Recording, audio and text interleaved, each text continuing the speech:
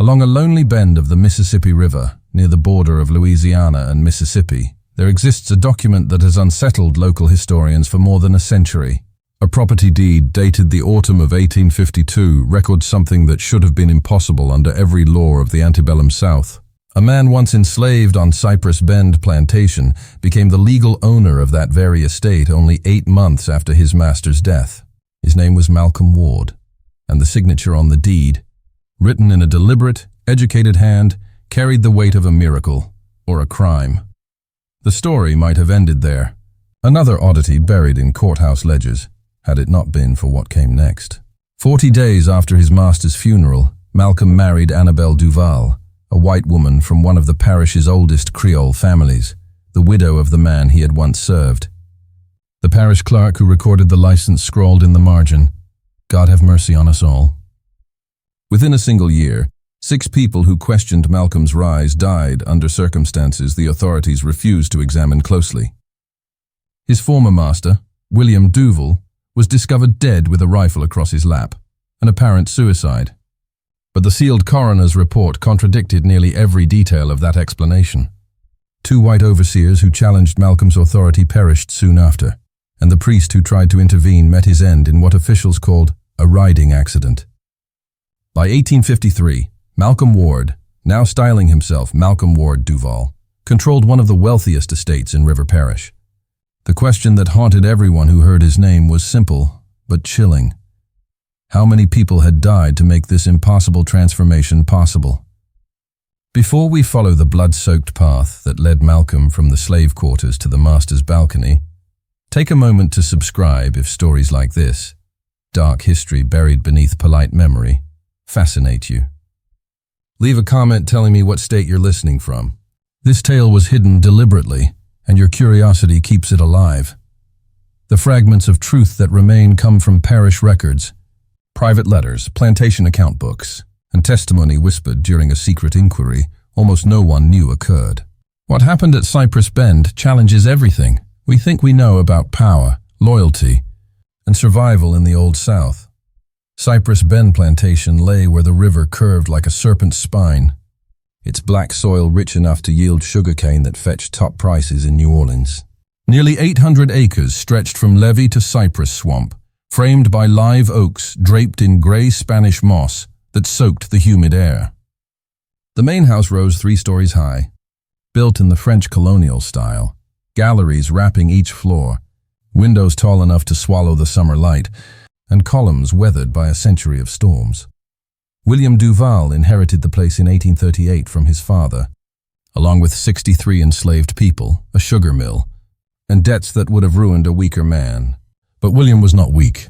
He was calculating, ambitious, possessed of the cold intelligence that sees opportunity in other people's despair. By 1850, he had doubled his labor force, cleared his father's debts, and secured a place among the parish's planter elite. His reputation rested on modern methods, steam-powered mill machinery, and on an unspoken advantage few understood. The quiet genius of one enslaved man, Malcolm. Ward had been born on Cypress Bend in 1822, the son of a housemaid named Patience, and a father never listed in any record. From childhood, he displayed a curiosity that unsettled those around him. He learned to read by listening through the parlor windows as the Duval children recited their lessons. He taught himself carpentry by watching the plantation craftsmen, then surpassed them before he was 15. He understood crop rotation, river tides, and sugar yields better than men twice his age.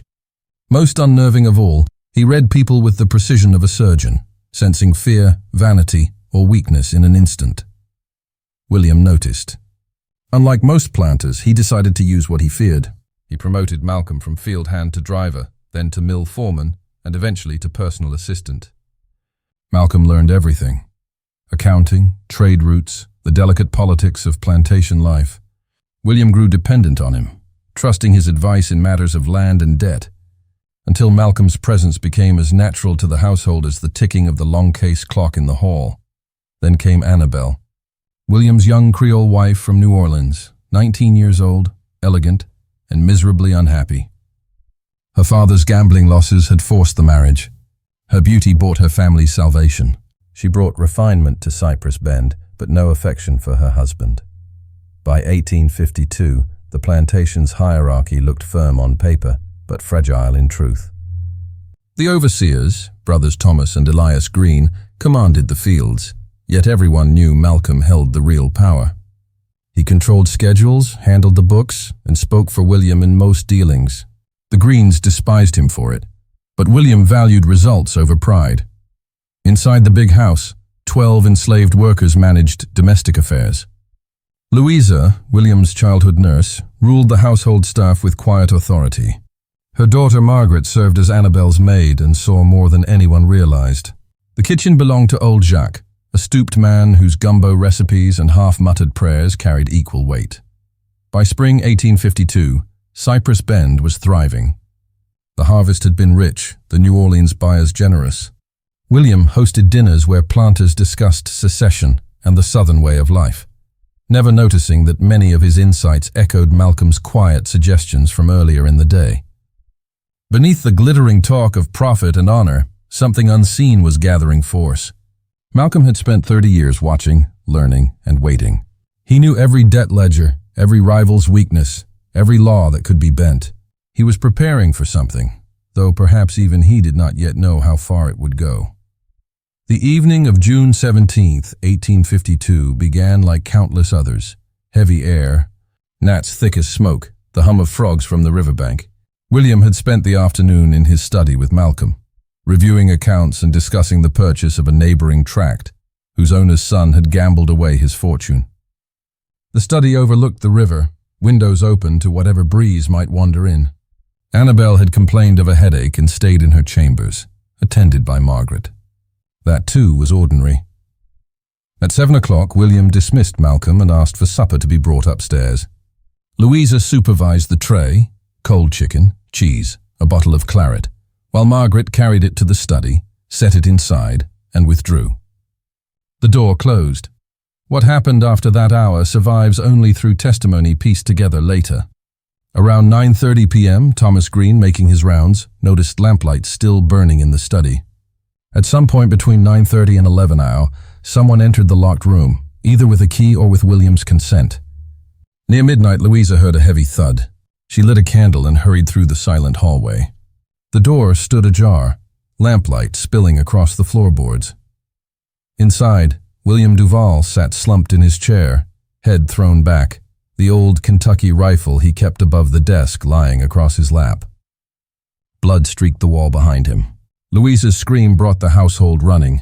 Malcolm, Annabelle, the Green brothers, servants crowding the doorway. The scene looked simple, suicide. Powder burns blackened William's chin. The bullet lodged in a ceiling beam. Thomas Green took charge, ordering everyone out except his brother, sending a rider for Dr. Fentress, the parish physician. The doctor arrived after 1 a.m., examined the body, and confirmed death by gunshot, yet several details troubled him. William's hands showed almost no powder residue. The rifle lay awkwardly as though placed. The nearly empty wine bottle contradicted William's temperance, and his face, frozen not in despair but in astonishment, as if he had recognized something or someone. In his final instant, the house remained awake until dawn, fear and speculation whispering through the halls. Annabelle collapsed in hysteria. The overseers posted themselves as guards. Malcolm organized everything with calm efficiency. Too calm, some said later. He sent riders to Baton Rouge, notified the priest, arranged the funeral. Watching him, Thomas Green muttered to his brother, "How long you reckon he's been waiting for this?" By sunrise, the sheriff and justice of the peace arrived, reviewed the evidence, and declared the death a suicide brought on by drink and business worries. The verdict preserved the Duval family's reputation, yet those who knew William best doubted it. The body was sealed in a coffin and placed in the ice house to await burial. For 5 days the plantation moved like a stage between acts, work continuing, yet everyone aware the world had shifted. And on the eve of the funeral, Malcolm requested a private meeting with Annabelle Duval. Margaret stood outside the parlor door that night, candle in hand, straining to catch even a word of what was being said inside. She could hear only the faint rhythm of voices, Malcolm's calm, deliberate tone, and Annabelle's quick, trembling replies. The conversation lasted close to an hour. When Malcolm emerged, his face revealed nothing. His eyes caught the candlelight like dark water. Annabel came out moments later, pale but strangely composed, as if she had accepted a bargain too dangerous to name. The funeral took place the next afternoon under the sweltering June sun. Father Leclerc spoke of William Duval's earthly burdens and God's mysterious timing, avoiding any mention of suicide. Planters from across River Parish stood fanning themselves, whispering about debts, politics, and the impropriety of a widow so young. Annabel wore mourning black and kept her veil down. Malcolm stood among the enslaved workers at the edge of the crowd, silent, still. No one noticed that his position placed him close enough to see the widow's trembling hands clasped around a small gold locket she hadn't worn before. When the last shovel of dirt struck the coffin lid, William's brother, Charles Duval, announced that he would return to Baton Rouge immediately to settle legal matters. Before leaving, he spoke briefly with Thomas Green, instructing him that until the estate was resolved, all plantation operations should continue under existing arrangements. The phrase was vague, but everyone knew what it meant. Malcolm Ward would remain in charge. That night, Louisa cleaned the study for the first time since the death. On the wall above the desk, the Kentucky rifle hung neatly in its usual place, cleaned and oiled. Louisa froze. She was certain it had been taken as evidence by the sheriff. When she asked Malcolm how it had returned, he told her smoothly that Mr. Charles Duval had arranged for its return before leaving. She wanted to believe him, but something in his tone, the evenness, the lack of surprise, made her uneasy. Over the next weeks, life at Cypress Bend resumed its rhythm, at least on the surface. The cane fields shimmered in the sun, the mill roared with steam, wagons rolled to the river. But beneath that routine, subtle changes crept in. Malcolm no longer sought approval before giving orders. His handwriting began appearing in ledgers where Williams once had. When contracts arrived from New Orleans, they were addressed to Cypress Bend, care of Monsieur Ward. Annabel remained secluded in the main house, receiving only the parish priest and a few neighbors offering condolences. Rumors started. Some said grief had unbalanced her mind, others that she had fallen under the influence of her late husband's clever servant. Those who worked inside the house saw what others only whispered. Annabel and Malcolm met often, at first behind closed doors, then more openly, as though daring the world to question it. They spoke quietly, sometimes in French, sometimes in English, poring over documents stamped with official seals. Margaret, moving through the rooms with laundry or tea trays, caught fragments, phrases like estate rights, signature witnessed, power of attorney. Thomas and Elias Green watched these developments with growing resentment. They had endured Malcolm's authority while William lived because it made the plantation profitable, but to obey him now, an enslaved man, however skilled, felt intolerable. Yet every time they raised objections, Malcolm disarmed them with precision. Mrs. Duval has approved the change, he would say, or Mr. Charles instructed that current arrangements stand. They could not defy the widow without risking their own positions. By late July, Thomas's anger hardened into something dangerous. He began collecting rumors, talking to neighboring overseers, insisting that Malcolm was manipulating Annabel, perhaps threatening her, perhaps worse.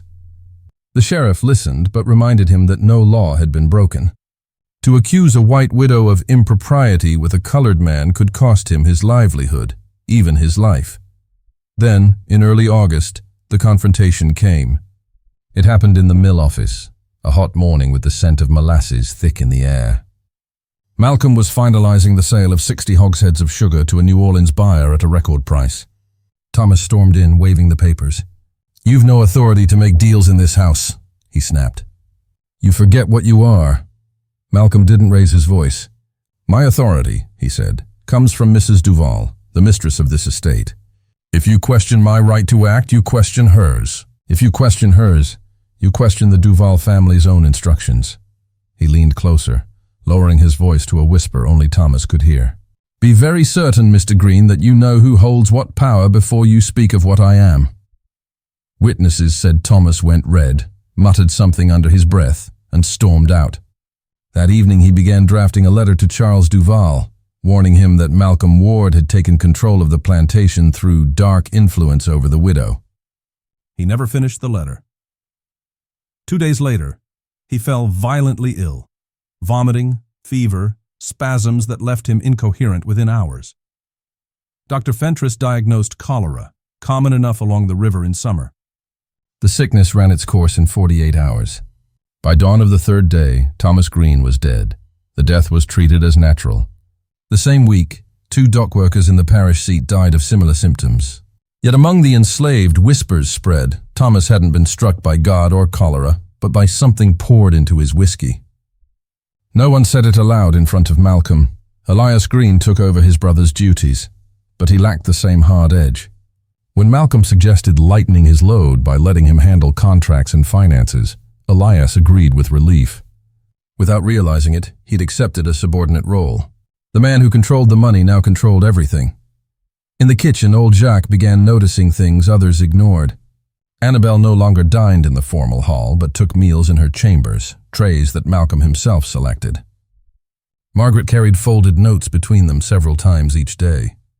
Louisa, once the authority in the house, now sought Malcolm's approval for even small decisions. Most unsettling of all, people began to disappear. Not violently, just quietly reassigned or gone. 3 house servants were sent to field work until further notice. 2 field hands known for their loyalty to the Greens were sold downriver. The butler, a man who had served William faithfully for 15 years, was dismissed for drunkenness, a charge Louisa doubted but dared not dispute. When Jacques whispered these things to Louisa, she told him, "Don't speak of it, not even in your prayers. There are changes coming, and the only safety is in silence."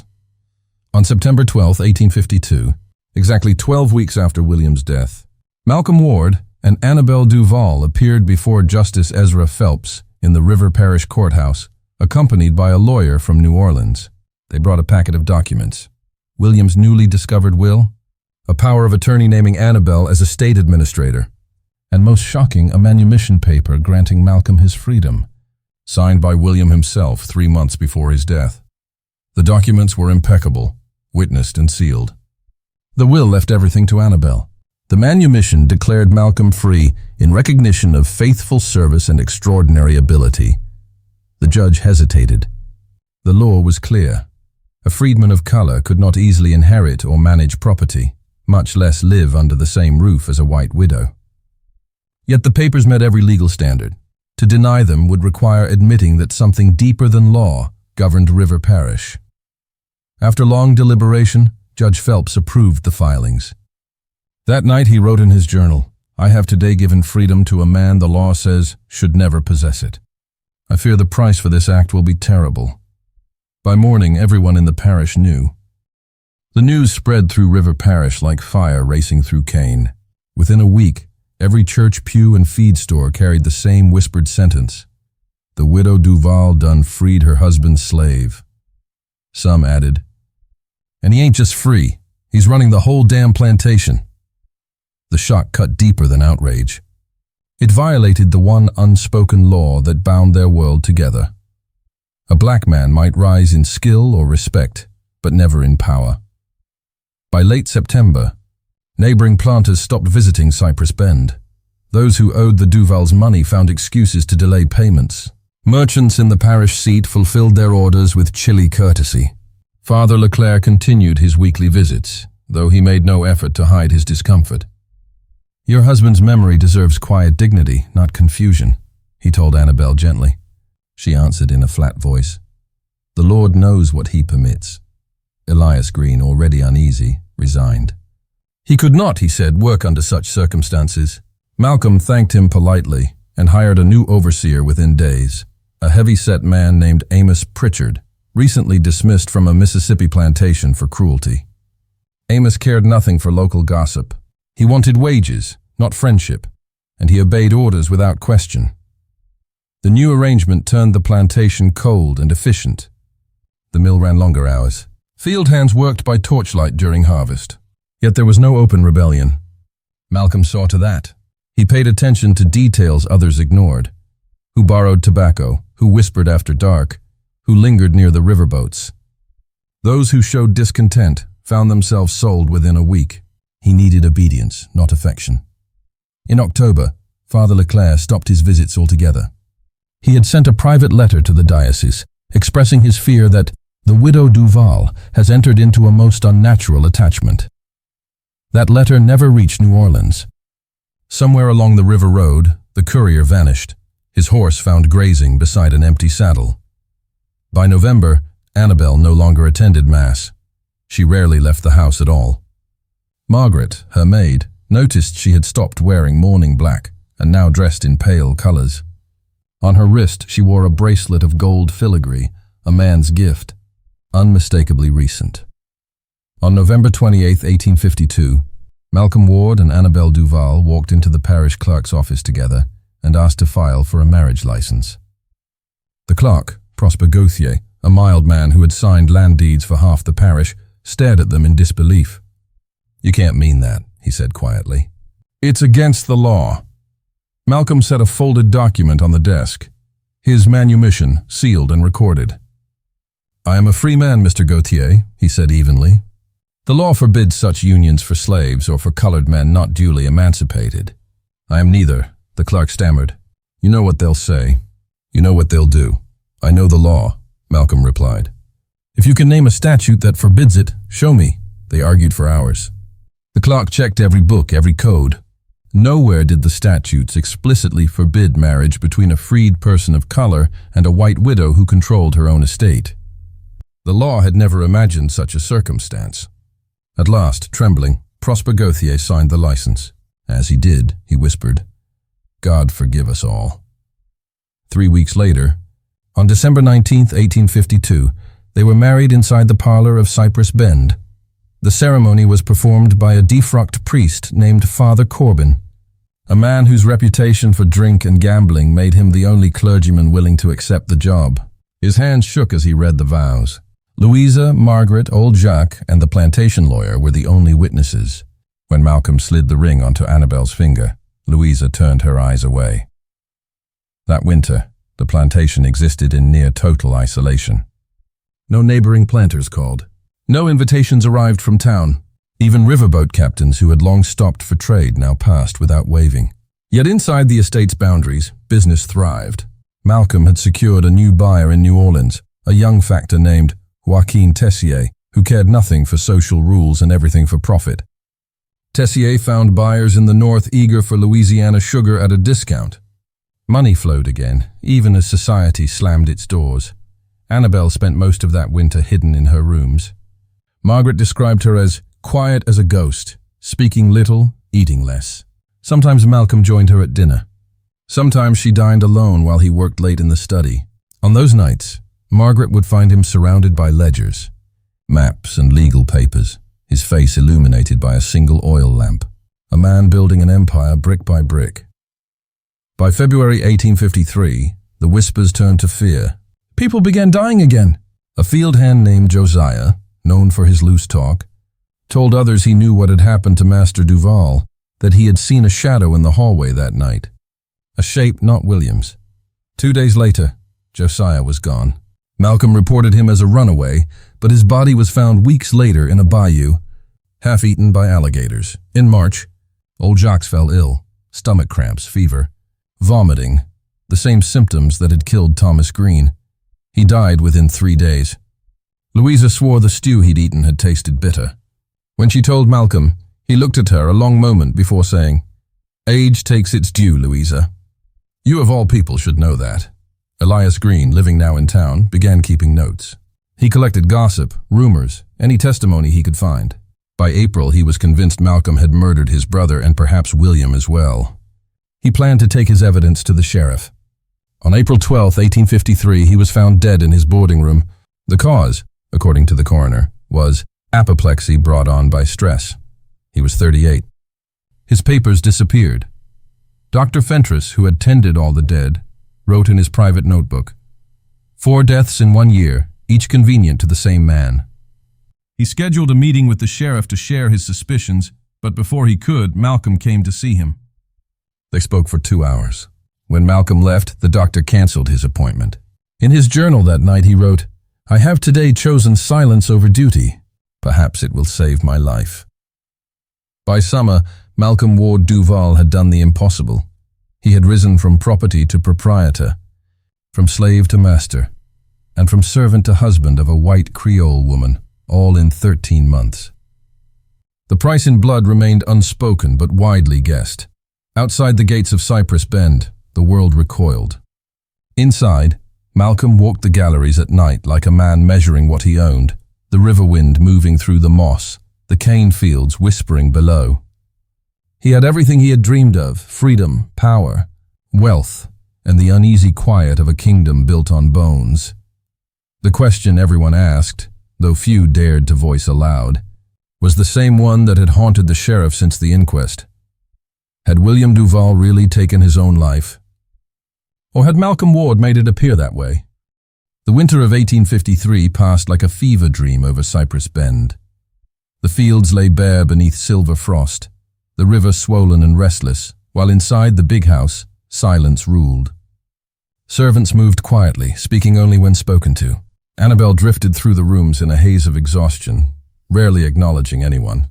Malcolm's presence filled the spaces William once had, his voice calling orders from the veranda, his signature on every ledger, his decisions shaping every acre of land. Outside the plantation, the scandal refused to die. Planters met behind closed doors in Baton Rouge and Natchez, debating what could be done. Some argued for legal measures to seize the estate. Others whispered of vigilante justice. But every proposal faltered before the same obstacle. Malcolm's papers were flawless. The will, the manumission, the marriage license, all recorded, all sealed. The law could find no crack to wedge open. By March, the first real challenge came. A lawyer from New Orleans, Philip Dufresne, arrived claiming to represent Duval relatives in France. He carried a petition contesting William's will on grounds of mental infirmity and undue influence. In polite words, he was calling William a fool and Malcolm a manipulator.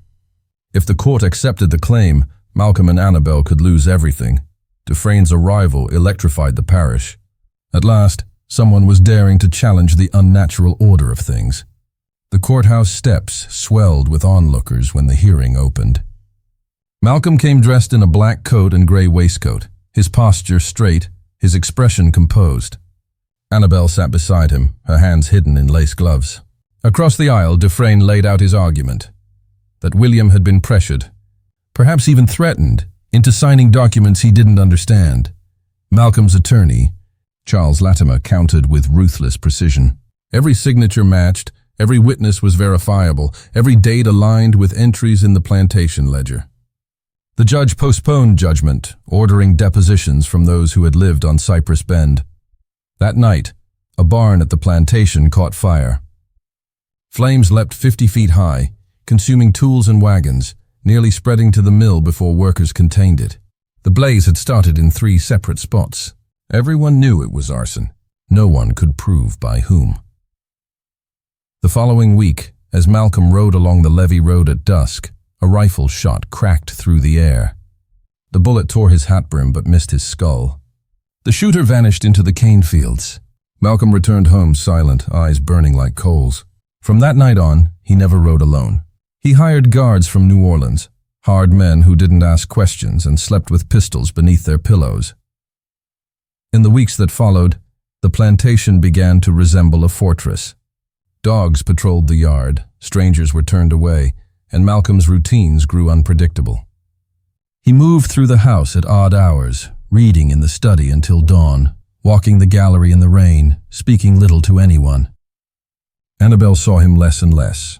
When she did, he seemed both restless and hollow, as though the power he'd fought for had already turned to ash in his hands.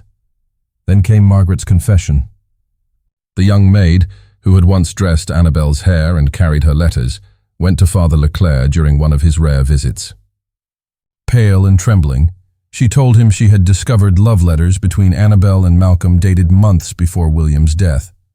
Letters that spoke of plans, secrecy, and removing obstacles. She had hidden them, fearing what would happen if Malcolm knew. The priest listened, horrified. That night he wrote a letter to the bishop in New Orleans, urging immediate intervention. But the letter never reached its destination. 3 nights later, Father Leclerc was found unconscious on the road between Cypress Bend and St. Agnes Church.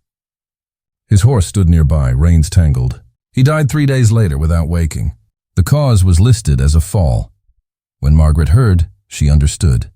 She packed her hidden letters and fled the plantation under cover of darkness, heading toward the river road. She made it 15 miles before she was stopped by a patrol. The report said she resisted arrest, became violent, and died from injuries sustained in the struggle. Her body was buried in a pauper's grave. The letters vanished. The priest dead, the maid silenced. The truth sank again beneath the river mud. Meanwhile, Dufresne pressed his lawsuit. Depositions were scheduled for September. His witnesses included merchants, a carpenter, and 2 former house servants who had worked under William. They claimed to have seen changes in the master's behavior before his death: anxiety, tremors, an uncharacteristic dependence on Malcolm Ward's counsel. Dufresne believed he was close to victory. On the eve of the depositions, Dufresne was attacked in his hotel room. 2 men beat him nearly to death and stole every legal paper he possessed. He survived, but with broken ribs, a shattered jaw, and brain trauma that ended his career. The attackers were never caught. The court dismissed the case for lack of evidence. The message was clear. No one who threatened Malcolm Ward Duval left unscathed. By late autumn, even the bravest planters admitted defeat. "Let the devil have his land," Colonel Augustin Chevalier muttered at a meeting in Baton Rouge. "He's earned it in blood." But the colonel and 2 others, Etienne Marchand and Lucien Broussard, decided to take matters into their own hands. They formed a small committee, 3 men sworn to end Malcolm's reign quietly, permanently. Within 2 days, Malcolm knew. His informants reached him before their plans solidified. He doubled his guards, set watch posts at the gates, and forbade anyone to leave without written permission. He carried a pistol, even at breakfast. In December 1854, Lucien Broussard was found dead in his home, shot through the heart. The sheriff called it a hunting accident. No one believed him. On Christmas Eve, as Malcolm's carriage rolled back from a meeting with his New Orleans factor, gunfire erupted near the road. His guards fired back. When the smoke cleared, 2 men were dead, one of Malcolm's guards and one of the attackers, identified as an employee of Etienne Marchand. By dawn, Marchand had fled the parish and was never seen again. 3 weeks later, Colonel Chevalier died of pneumonia, though his symptoms, violent vomiting, cold sweats, blackened fingernails, resembled those of others who had crossed Malcolm Ward. By February 1855, no one dared oppose him. He had outlasted them all: planters, priests, lawyers, overseers. He ruled Cypress Bend uncontested, a free man commanding slaves, a master with no equals, a king in exile within his own walls. But his victory was hollow. The plantation prospered, yet its master grew increasingly isolated. The guards ate in silence. The servants moved like shadows. Annabelle, once radiant, had withdrawn completely, her laughter gone, her eyes distant. The house, locals said, had begun to feel cursed. Travelers claimed that from the river road, one could see a single lamp burning all night in the study window and hear faint piano music drifting from the upper floor. Sometimes, they swore when no one was playing. In that strange quiet, Malcolm Ward Duval had become both legend and warning, proof of how power could corrupt, how freedom seized by blood could twist into another form of bondage. By the spring of 1855, Cypress Bend stood apart from the world, like an island of forbidden wealth. The riverboats no longer stopped at its dock, and planters who once boasted of dining under its chandeliers now crossed themselves when passing by. The fields were still planted, the mills still turned, but the laughter, the gossip, the music that once floated from its galleries were gone. Malcolm Ward Duval had won everything the world could offer a man of his birth. Freedom, land, a fortune, a wife whose name carried old Creole blood, and yet he lived like a prisoner within his own empire. The guards he'd hired from New Orleans patrolled the gates with rifles. Dogs barked through the night, and not a single carriage came down the drive unless summoned. He had power, but no peace.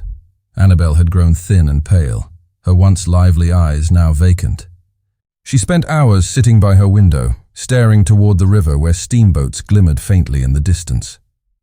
When Louisa brought her meals, she often found the food untouched, the tea cold. "Does he still watch me, Louisa?"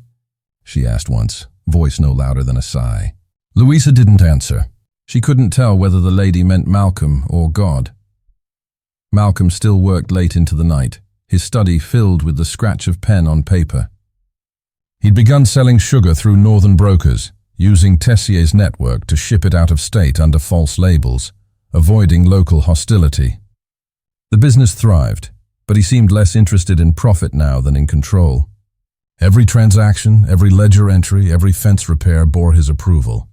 He no longer trusted anyone, not his guards, not his servants, not even Annabelle.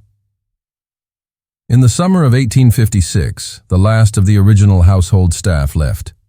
Some were dismissed without cause. Others simply disappeared. Louisa remained because she had nowhere else to go. She moved quietly through the house, cleaning rooms that no one entered, polishing silver no one used, caring for a mistress who no longer spoke except in whispers. Father Leclerc's replacement at St. Agnes Church refused to visit Cypress Bend. "There is something unholy in that place," he said. "I will not cross its gate." Rumors multiplied faster than truth could chase them. Some said Malcolm had poisoned his enemies. Others swore he had made a pact with the devil. Children dared each other to touch the iron gate at night, claiming they could hear voices weeping inside. In 1857, the Mississippi rose high with floodwaters, and for a brief moment it seemed as if nature itself would reclaim the plantation. The levees held, but half the crop was lost. Malcolm didn't flinch. He sold jewelry, silver, anything not nailed down to keep operations running. To those who saw him then, he looked more like a ghost than a man. Skin drawn tight, eyes hollow, yet still moving with mechanical purpose. Annabelle's condition worsened. She began speaking to people who weren't there, her late husband, her parents, sometimes to the boy, though no one knew whom she meant. Margaret was long dead, yet Annabelle still left out tea for her every evening.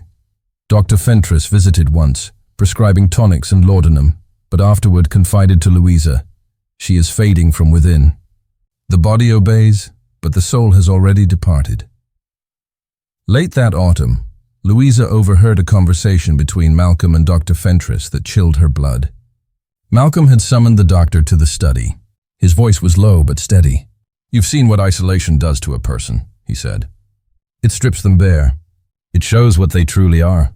Tell me, doctor, when the mind breaks, is it mercy or punishment?" Fentress hesitated. "Both, perhaps. The guilty seldom choose which they receive." Malcolm gave a faint smile. "I thought so." When the doctor left, Louisa entered the study to tidy. On the desk lay a half-burned sheet of paper. Only a few words remained legible. She agreed.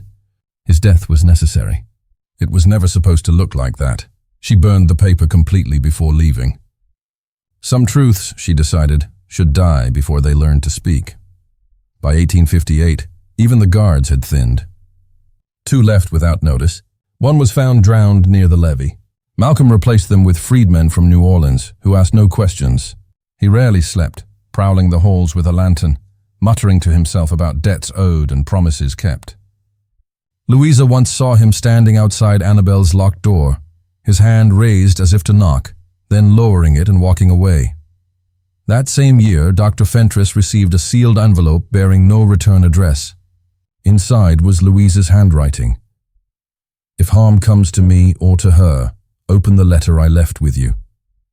You will know when the time is right." He didn't yet understand what she meant, but he locked the note away. The following spring brought a change no one expected. One humid morning in August 1859, Malcolm summoned every remaining enslaved person to the yard. 73 in all stood before him, men and women who had labored under his rule and William's before him. He read from a stack of documents, his voice carrying across the still air. "By these papers," he declared, "you are all free. You may leave this land today, owing nothing and owned by no one." Gasps broke out among them. Some cried, others fell to their knees in confusion. Louisa, watching from the veranda, whispered, "He's gone mad." But Malcolm's face held no madness, only a grim kind of peace. He filed the manumissions in town that same afternoon. When Sheriff Clary asked him why, Malcolm said simply, "Because freedom taken is never freedom earned. I intend to leave nothing behind worth owning." Without workers, the plantation began to die. The mill stilled, the fields overgrew, and the wealth that had sustained Cypress Bend bled away. Annabelle slipped further into delirium. By September, she refused food altogether, her body wasting into shadow. When Fentress examined her, he found her pulse faint, her eyes distant.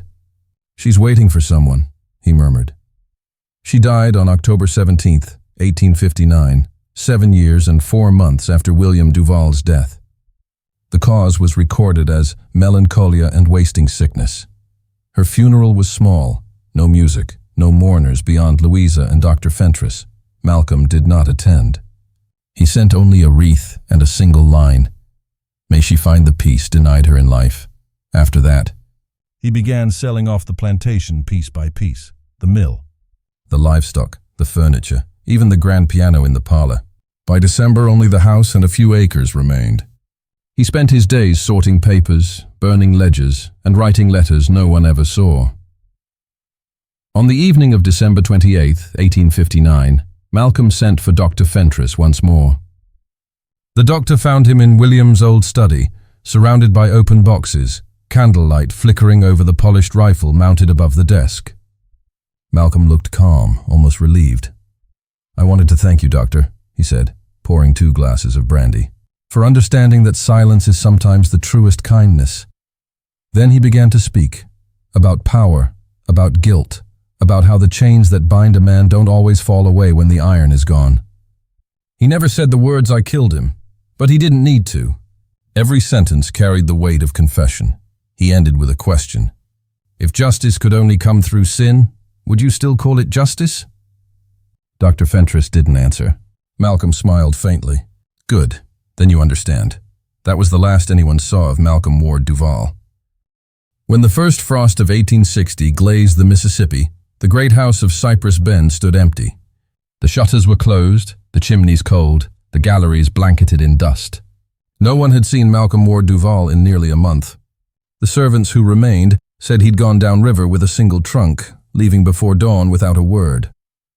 Others swore they'd seen him walking along the levee barefoot, murmuring to himself before vanishing into the fog. The sheriff waited 3 weeks before declaring him missing. A search turned up nothing. His horse remained in the stable, his accounts untouched, the brandy glass from his last meeting with Dr. Fentress still on the desk. The great iron safe in his study was open and empty except for a single folded page. The river takes everything it's owed. Some believed he had drowned himself, ending the story where it began, at the water's edge. Others claimed he'd crossed into Mexico or the Caribbean, passing himself off as a Creole merchant. A few whispered that he'd gone mad and lived somewhere deep in the swamp, ruling over spirits as he once ruled over men. Whatever the truth, Malcolm Ward Duval was never seen again. For months after his disappearance, the plantation lay abandoned. Weeds crept over the steps, vines strangled the oaks, and wild dogs nested in the empty slave quarters. Travelers along the river said they saw a single lamp flickering in the upstairs window long after every human soul had gone. Some called it the ghost of Annabelle waiting for her husband. Others said it was Malcolm himself, too proud to rest. In April 1860, Dr. Fentress finally opened the sealed envelope Louisa had left him. Inside was a letter written in a shaking hand, dated a week before her death the previous winter. "Dr. Fentress," it began, "you are a man of reason, but reason fails in this house. I have served the Duval family all my life, and I have seen sins buried deeper than the river's mud. You asked once if William Duval took his own life. I will tell you what I saw, though I beg you never to speak it while I live." She described that night in June 1852, how she'd heard raised voices through the floorboards, the master shouting, the sound of a struggle, then silence. She had run to the study and found the door locked. When she returned minutes later, it was open. Malcolm stood inside, calm as if nothing had happened. William was slumped over his desk, blood on the wall, the rifle across his lap. Malcolm looked at her and said quietly, "Fetch the doctor. Tell them it was quick. Louisa had obeyed, too frightened to question. Later, when she entered to clean the room, she noticed the rifle had been reloaded and mounted above the desk again, oiled, polished, ready for use. He wanted it to look neat, she wrote, as though death itself had been tidied away. The letter continued, I have seen him do things no man should. I do not know whether he loved her or destroyed her. Perhaps both. I believe she helped him in the beginning, but guilt devoured her faster than poison could. When she died, he stopped being human. I think he wanted to be free of himself as much as his chains. Fentress closed the letter and wept. He copied it by hand, sealed the original in an envelope marked to be opened upon my death, and placed it in his lawyer's safe in New Orleans. The Civil War came and went. Cypress Bend remained deserted, its land seized first by Union troops, then sold at auction to pay unpaid taxes. The house itself decayed, the roof sagging, the plaster crumbling beneath vines. By the 1880s, only ruins stood, a tangle of brick chimneys and broken marble. The locals called it Devil's Bend. In 1871, after Dr. Fentress's death, his journal and the sealed letter were found among his effects. The lawyer who handled the estate forwarded them to the Louisiana Historical Society, where they gathered dust for decades. Few read them, fewer believe them. Then, in 1903, an archivist cataloging a set of 19th-century legal papers came across a small bundle of letters addressed to Mr. C. Latimer, attorney at law, New Orleans. The signature at the bottom of each was simply M.B. The letters spanned nearly 40 years, from 1860 to 1897. They discussed shipments, property transfers, and bank accounts in Havana, Veracruz, and Merida. But one letter, dated August 1889, stood out. Mr. Latimer, it read, You once asked me if I regretted the path that brought me here. I have had nearly 3 decades to consider it. I live well, respected among men who have forgotten what I was. They call me Maurice Beaumont now. They think me white. I trade in coffee and sugar. I give to the church. I sleep without chains, and yet I do not sleep in peace. I wonder sometimes if I did not merely trade one form of bondage for another. Power is a subtler master than the lash. Freedom gained through blood leaves a mark no ocean can wash away. I tell myself I sought justice, but the truth is simpler. I sought victory, and victory is never clean. The letter closed with words that still chill the reader more than a century later. If I am damned, I was damned by the world that made me. They forged the chains, and I only learned how to wear them differently. Historians could never confirm whether Maurice Beaumont was truly Malcolm Ward Duval. But the handwriting matched the signature on his old plantation ledgers, and the financial records aligned with the sale of Cypress Bend's assets. He had lived, it seemed, quietly and comfortably somewhere along the Mexican Gulf for decades after vanishing.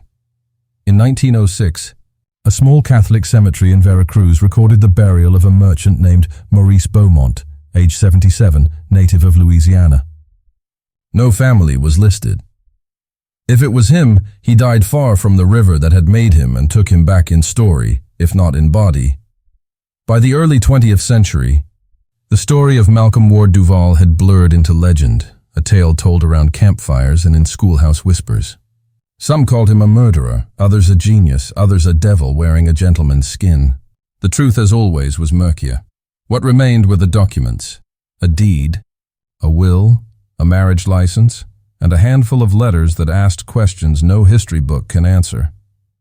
Was Malcolm's transformation liberation, or simply a more refined form of enslavement? Did the system that forged him create a monster, or merely reveal the monster it had hidden inside every man who learned to survive within it?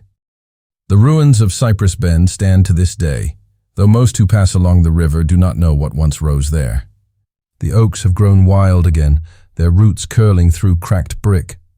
The old levee has sunk in places, and the bayou has reclaimed half the yard. Only the chimney of the great house still rises above the weeds, blackened and hollow like a throat that has long since lost its voice. Travelers say that on summer nights, when the mist rolls low across the river and the frogs go silent, a light flickers in what used to be the upper window. Some claim to see the faint silhouette of a man standing there, broad-shouldered, still as stone, looking out toward the water as if waiting for something that will never return. Others swear they hear piano music, soft and broken, drifting through the vines. Old men in the parish still tell the story to their grandchildren when storms rattle the shutters. They tell of Malcolm Ward Duval, the slave who killed his master, married the widow, and became the lord of the very land that once owned him. Some call it a tale of justice, others call it a curse. The scholars who studied the case in the 1920s tried to strip away the superstition. They examined every surviving document, compared signatures, reconstructed timelines. Their conclusion was cautious, that William Duval's death could not be definitively ruled a murder, but neither could it be considered suicide beyond doubt. They noted inconsistencies in the sheriff's report, gaps in testimony, missing witnesses. They cited the curious disappearance of Margaret and Father Leclerc, the convenient illnesses of the Greens, the vanishing of key letters. But for every fact unearthed, a dozen questions deepened. How had a man born enslaved managed to outwit every law, every barrier, every enemy? How had he transformed himself into something the world refused to imagine? A free black man wielding power in the Deep South at a time when that idea itself was unthinkable. In the archives of Baton Rouge, an unsigned deposition surfaced in 1924, written in shaky handwriting on yellowed paper.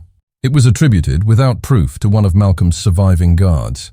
The writer claimed that on the night before Annabelle's death, Malcolm had burned every ledger in the house and buried a small iron box beneath the floorboards of the study. He said it held the truth of everything, the note read, and that the truth was a weapon best buried. The ruins were later searched, but no box was ever found. Still, the whispers persisted. By the mid-20th century, the legend of Malcolm Ward Duval had evolved into a ghost story passed among locals and historians alike. In one version, he returns each year on the anniversary of William's death, pacing the galleries of the old house, calling out for Annabelle. In another, he wanders the riverbanks with a lantern, forever searching for the freedom he could never truly claim. A few insist his spirit haunts the fields themselves, whispering through the cane whenever the wind rises. For some, he became a symbol of vengeance, a man who turned the brutal machinery of slavery against its own masters. For others, he was a cautionary figure, proof that blood cannot cleanse blood. In 1957, the historian Dr. Henry Cobb, writing in the Journal of Southern Shadows, called Malcolm the tragic embodiment of the American paradox, a man who gained liberty only by becoming what he hated. Cobb's essay traced how the moral lines of the story blur until they dissolve entirely. Was he victim or villain? He asked. Hero or executioner? History cannot decide, because it dares not admit that he was all of them at once. By then, the land where Cypress Bend once stood had been sold to a lumber company. The last stones of the mansion were cleared in 1963. Yet even after the bulldozers came, workers reported strange happenings, tools gone missing, voices calling their names in the dusk, lanterns that flickered with no wind. One foreman quit, saying he'd seen a man standing in the fog, hat brim low, coat flapping in a wind that didn't exist. He looked right at me, the foreman said, and I swear to God his eyes were tired, not angry. Just tired. Today, nothing remains but the land itself, a narrow strip of riverbank hidden by cane and moss. Locals avoid it after dark. Tourists who venture near often describe an oppressive stillness, as if the earth itself remembers. But the story of Malcolm Ward Duval refuses to die. It appears in novels, dissertations, podcasts, even songs, each retelling shaping him anew. Sometimes he's the clever revolutionary who outwitted his oppressors. Sometimes the haunted tyrant who destroyed everything he touched.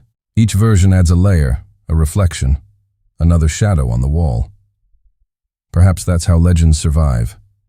Not because they are true, but because they touch something truer than facts. Every nation, every age needs its monsters and its martyrs. Sometimes they are the same person. In the final line of his diary, Father Leclerc had written, "Evil is not born in darkness, but in the longing for light." If that's so, then Malcolm Ward Duval's life was a lantern that burned too bright and left everything around it in ash. No one knows where he lies buried. If the man in Veracruz truly was him, his grave bears no marker, no name. But each year, when the Mississippi floods and the water laps at the edges of the old plantation. Some say you can still see a reflection moving just beneath the surface. Broad shoulders, steady eyes, walking through the current as if returning home. And when the night grows still, the locals swear you can hear the faintest sound carried on the wind. Not weeping, not rage, but the low hum of a hymn, sung in a voice that once commanded both fields and fear. The story ends as it began, not with truth, but with memory. A man rose from bondage and built his own kingdom out of blood and cunning. The world tried to forget him, but the river never does. It carries his name in its current, whispering it to the reeds, erasing and rewriting it with every tide. Some stories refuse burial because they were never meant to rest, and so the legend endures of Malcolm Ward Duval, the slave who killed his master, married the widow and became the master himself.